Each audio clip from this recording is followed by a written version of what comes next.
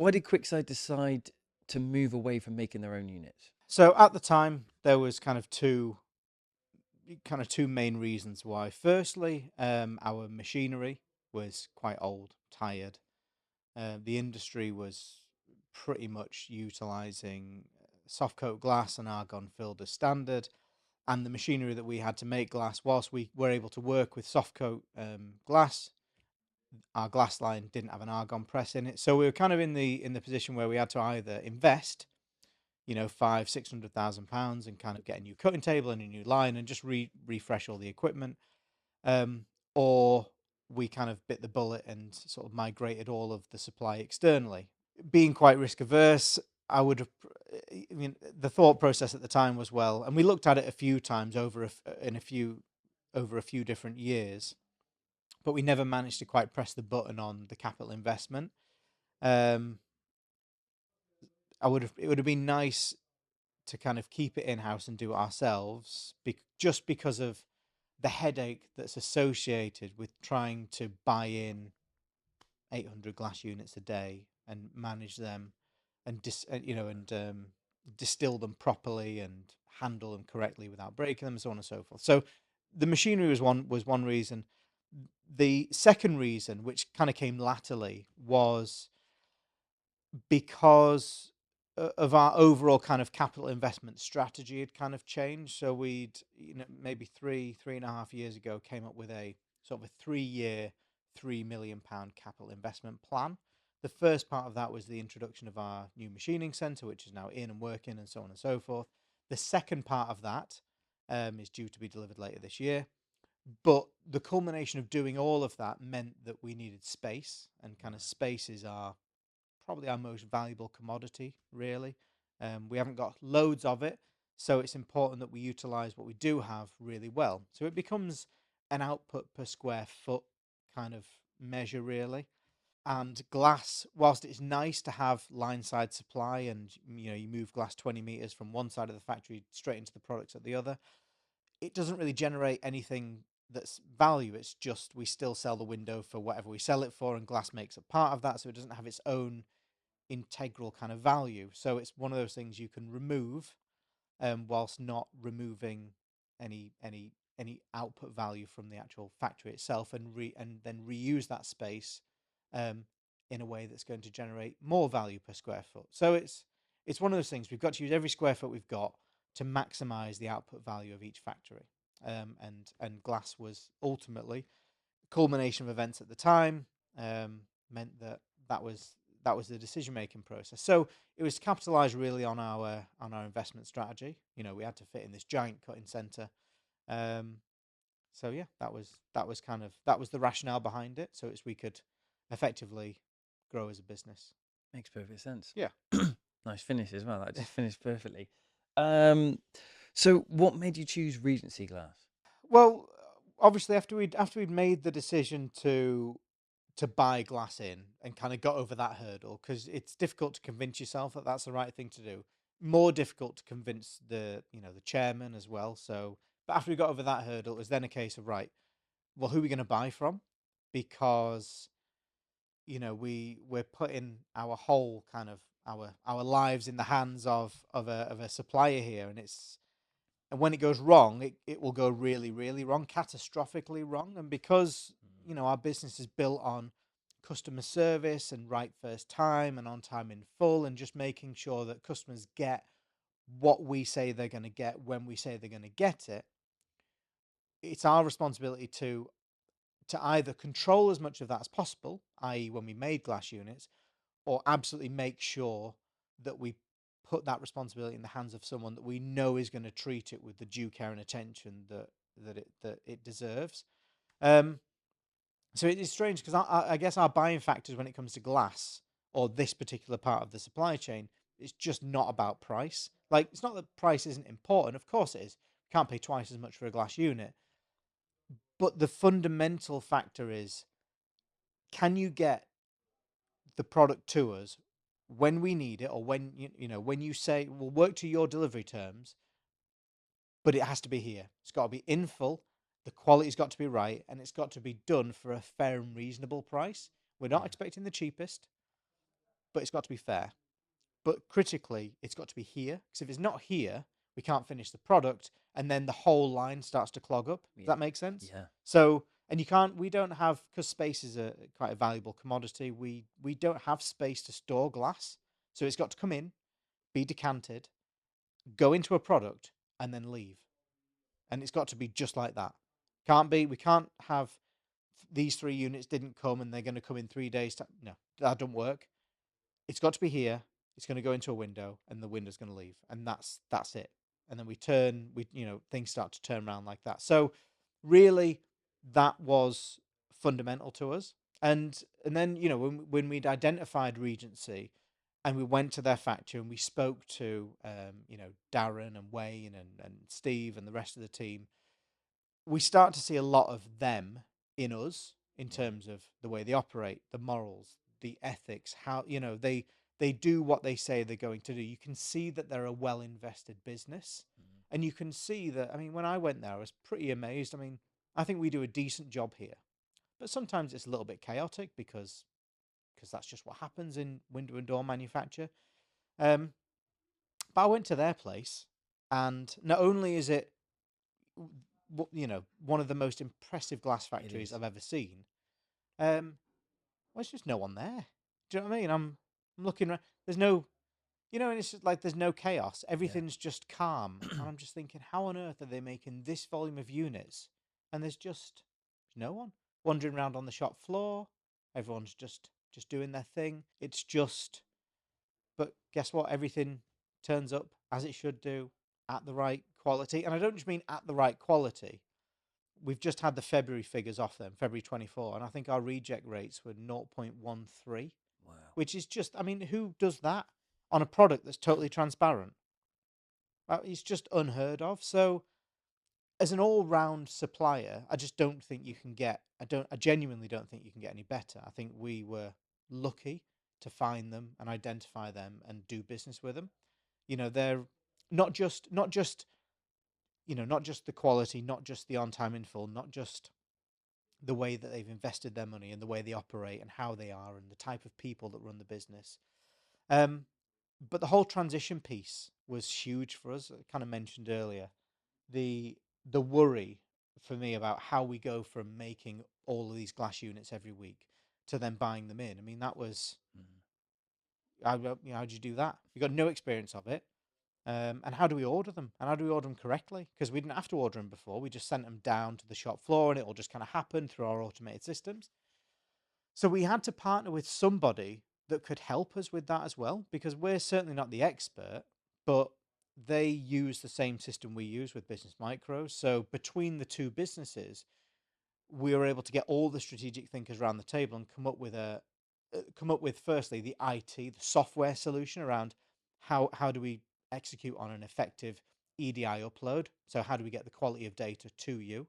Mm. Sense check all that, and make sure that it all works. Then we had to look at um, okay, how do we manage? What do we do with 800 glass units when they come in? Because that's a thing, yeah. Yeah. So as part of the whole transition piece, we had to we designed and built these custom glass carts, double tiered stacked ones for a sash window. So you have like your top Yeah. glass Nice. units on the top row, bottom glass units on the bottom row. Every cart is as a it's got a letter reference, and then it's got a number of um, allocation slots essentially. But where we ultimately end up through the whole transition piece is Regency make these glass units for us. They put a sticker on it, and we scan that glass unit when it comes here. And then there's a series of screens in our sort of let's say glass delivery goods inwards part. We've got 3 people fully dedicated to managing and decanting every glass unit that comes into the business to all of the different departments. And all they do is they scan any glass unit, and it tells them on the big screen which cart it goes in and which slot it goes in, Wow.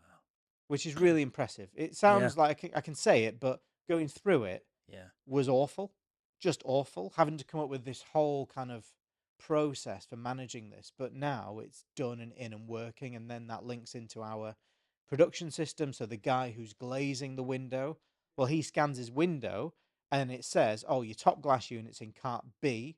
top row, slot 52, and your Wow. bottom glass unit is in cart D. So all of this allocation process just happens when we press the EDI button. Do you get what I mean? Yeah.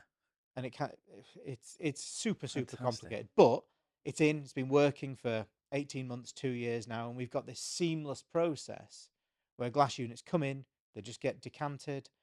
you know these people just scan any glass unit they want, they put it in the right location, the cart then moves its way around into production, the guys take those glass units because they're the ones that are needed there and then, and they just work around in a cycle like that, and it works really well. But I don't know many people that have got a solution like that. No.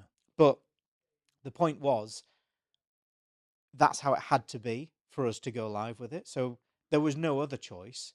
That was always going to be the solution. And the point is that I don't know who else would have taken the time to understand our business, how we want it to work, help us with the solution, and help with the delivery of the solution and contribute towards that.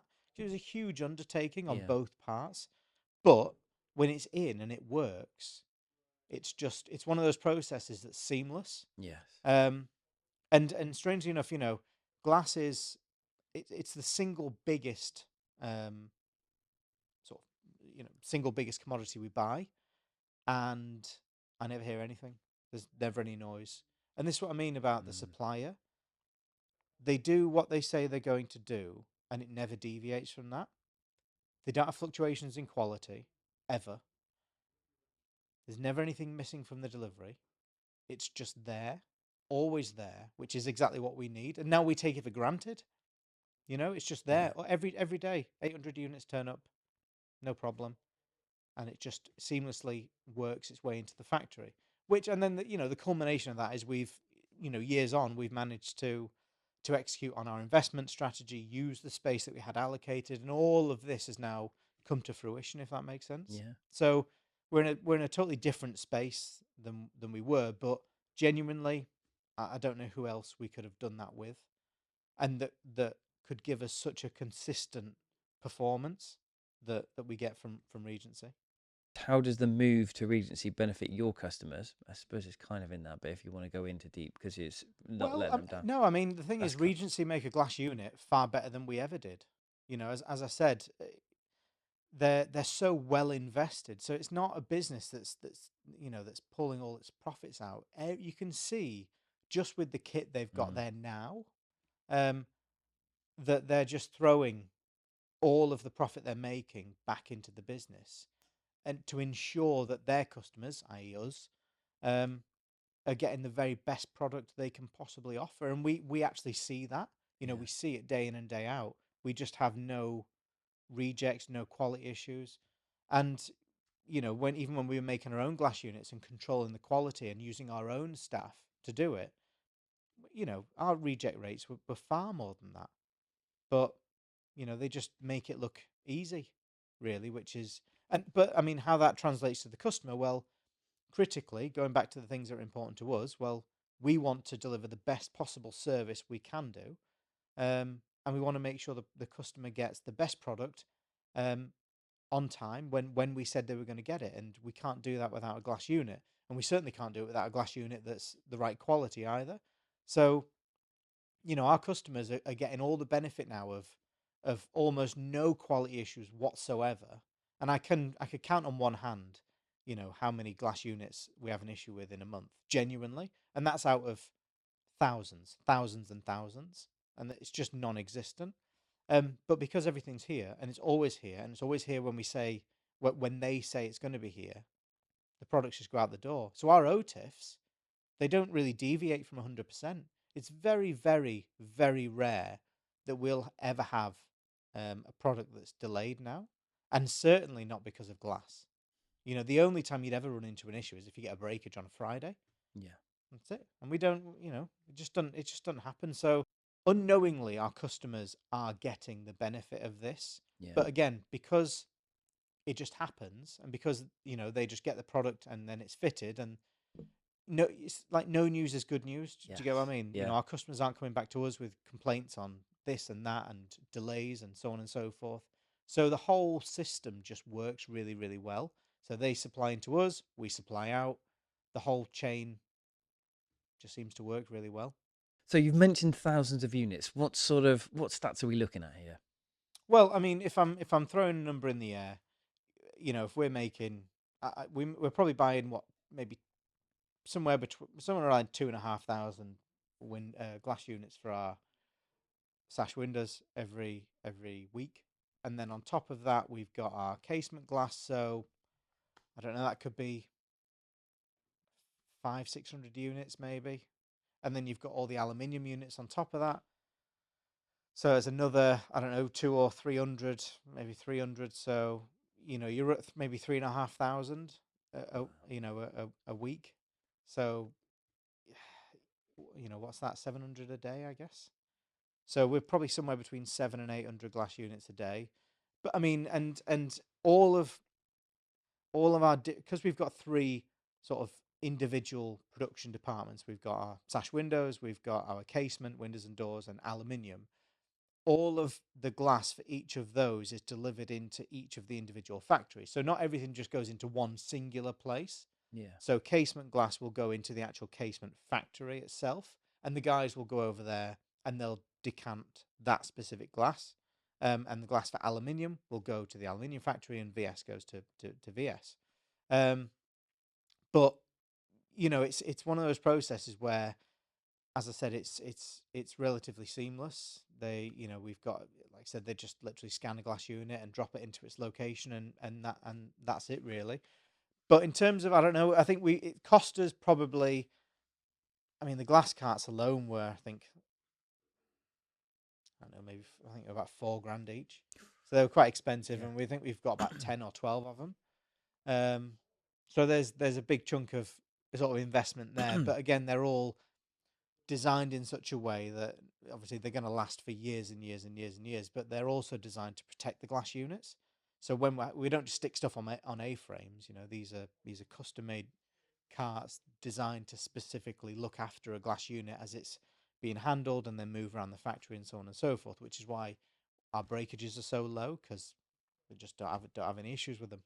Um, but I don't know what other stats there are other than it took a long time to kind of get the process done, but that was no fault of anyone's. It was No. just there was a lot of plates to spin at the same time. The software side of the system was a whole animal on its own, and the hardware side as well. We actually had to create something, custom create something to deal with all this. And but I don't know, in terms of specific stats, we're not sat here making a saving. It's more expensive Yeah. now today than it was for us to make our own glass.